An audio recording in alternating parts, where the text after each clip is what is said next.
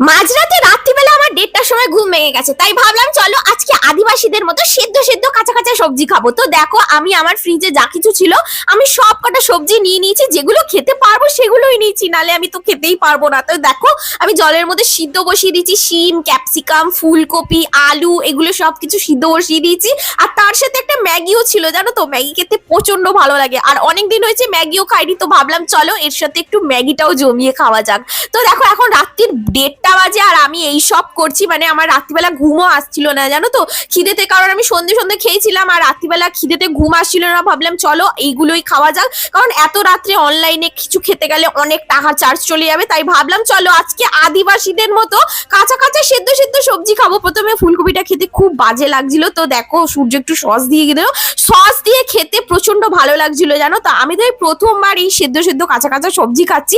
তোমরা কেউ কোনোদিনও খেয়েছো কিনা কমেন্টে জানাও। আমার তো একদমই ভালো লাগছিল না, কিন্তু ম্যাগিটা খেতে জানো তো প্রচন্ড ভালো লাগছিল।